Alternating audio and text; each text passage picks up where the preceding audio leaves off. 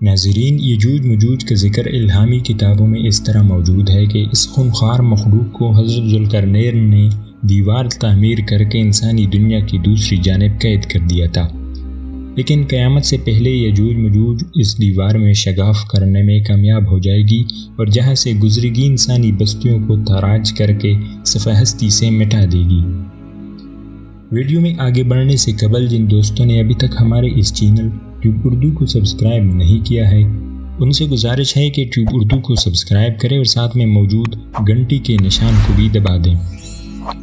یجوج مجوج دوڑتے ہوئے ایک ایسی جھیل پر پہنچے گی جس کا ذکر کتب میں موجود ہے کہ وہ اس کا سارا پانی پی جائے گی، اور اس کے پیچھے آنے والے یجوج مجوج گروہ کو اس میں ایک قطرہ پانی بھی نہیں ملے گا، اور محسوس ہوگا جیسے یہاں کبھی کوئی جھیل نہیں تھی۔ اس جھیل کا نام ہے تبریہ، اور یہ بحیرہ تبریہ کے پاس موجود ہے۔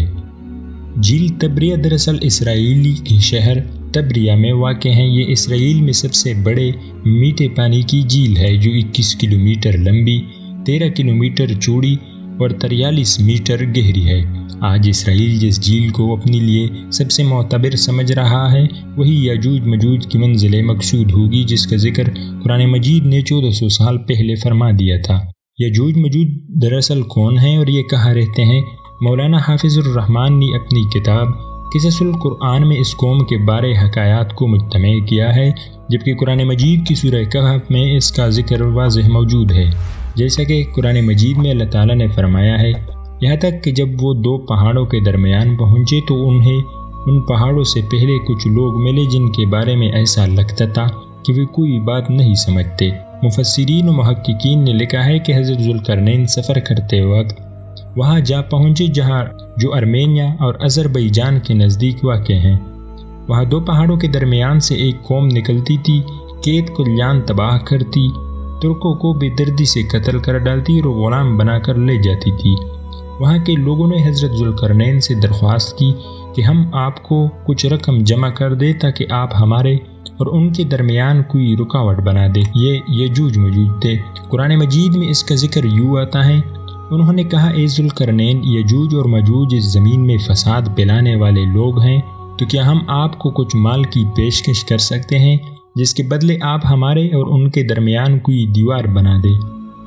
اس پر حضرت ذوالقرنین نے جواب دیا، اللہ نے مجھے جو اقتدار عطا فرمایا ہے وہی میرے لیے بہتر ہے، لہٰذا تم لوگ طاقت سے میری مدد کرو تو میں تمہارے اور ان کے درمیان ایک مضبوط دیوار بنا دوں گا۔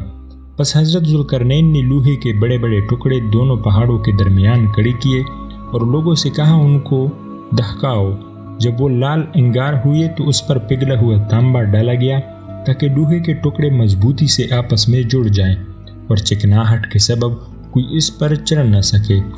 چنانچہ یہ دیوار ایسی بن گئی کہ یجوج مجوج نہ اس پر چڑھنے کی طاقت رکھتے تھے اور نہ اس میں کوئی سوراخ بنا سکتے تھے۔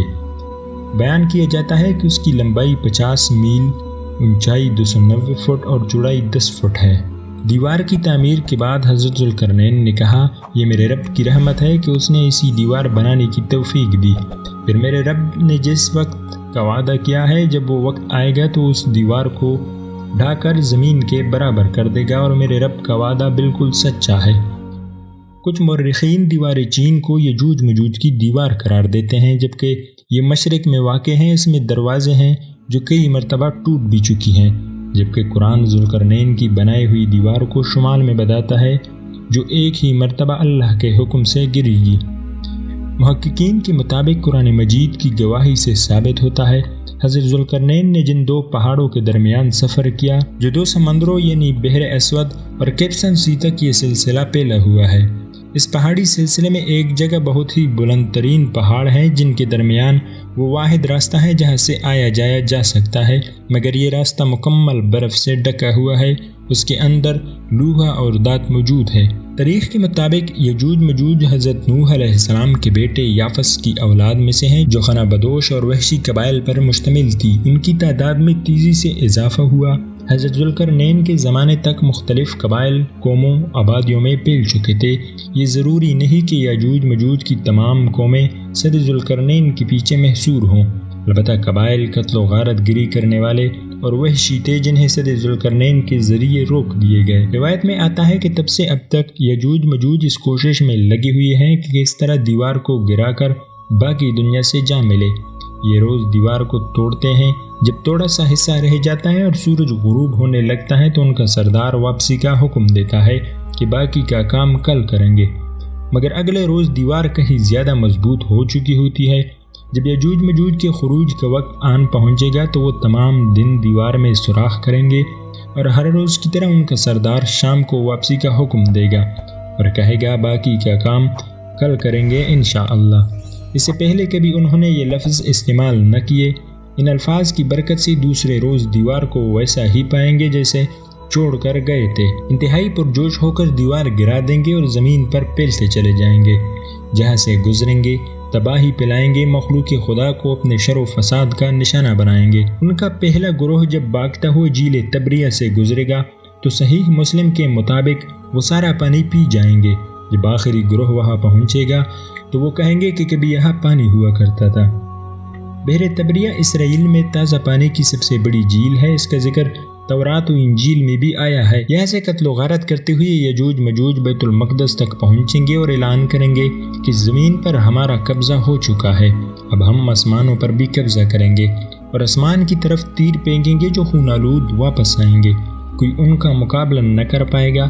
حضرت عیسیٰ علیہ السلام اللہ کے حکم سے مسلمانوں کو لے کر کوہ طور پر پناہ لیں گے اور عام لوگ محفوظ مقامات پر بند ہو کر اپنی جانیں بچائیں گے۔ قصص القرآن میں لکھا ہے کہ حضرت عیسیٰ علیہ السلام اور تمام مسلمان مل کر اللہ سے دعا کریں گے، اللہ تعالیٰ ان کی گردنوں میں ایسا کیڑا پیدا کرے گا جو ان کی ہلاکت کا باعث بنے گا، پوری زمین ان کی لاشوں سے بری ہوگی، پھر اللہ کے حکم سے بارش برسائی جائے گی جو زمین کو ان کی لاشوں سے پاک کر دے گی۔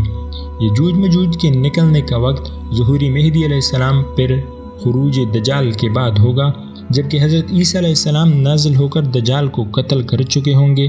ان کے نکلنے کی ایک علامت بحر تبریہ کے پانی کا تیزی سے کم ہونا بیان کیا جاتا ہے، جس کا حدیث مبارکہ میں ذکر موجود ہے۔